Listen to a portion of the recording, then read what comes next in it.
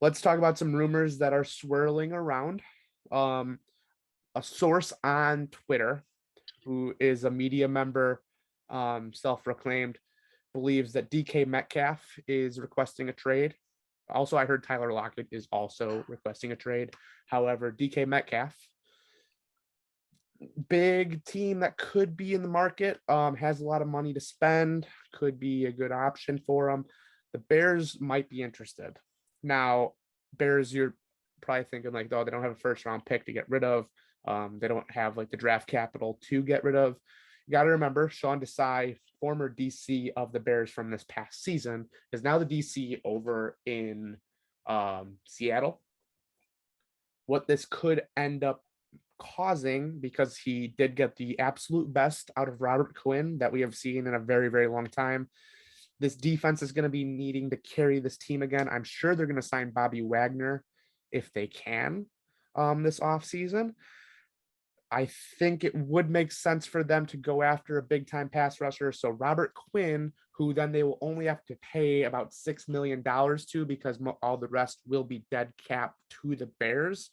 If you're getting Robert Quinn on a $6 million deal after a 17 and a half sack season, I believe it was, it's probably going to require even more than DK Metcalf. So you might be looking at one of those second round picks that they have getting flipped in that deal to the Bears along with DK Metcalf, who it sounds like if he doesn't get traded is actually just going to sit out.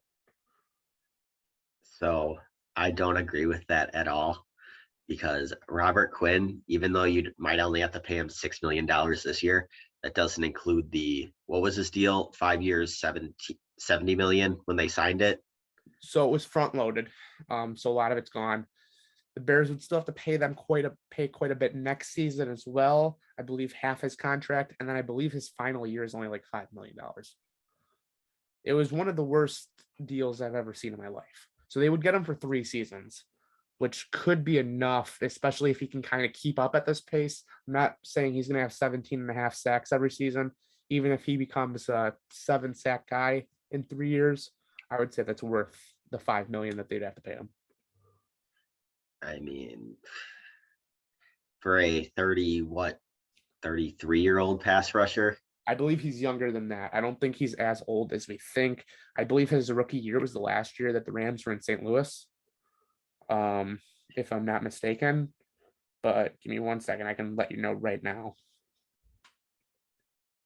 He's 31, so he'll be 34 by the time his deal ends. Okay, not terrible. So, other thing to kind of look for, though, too, is DK Metcalf's dad actually did play for the Bears. And I'm not saying this just because it could help them, but that is the most Bears move to make. Now, obviously, this is a whole new front office. But if you're going to try to go after a legacy son, DK Metcalf would be a good one, especially when you need to get weapons for Justin Fields, because we just let Allen Robinson walk. Yeah, I mean, I think that to get DK Metcalf, you're going to have to – I think the picks are going to have to be going the other way, just because the Seahawks trading Russell Wilson, they're going to be in a rebuilding situation where if they are going to bring in a young quarterback like a Malik Willis or somebody else like that, like maybe Desmond Ridder or Matt Corral, you're going to want a wide receiver like DK Metcalf around for him. I mean, Noah Fant's a nice piece for them as well.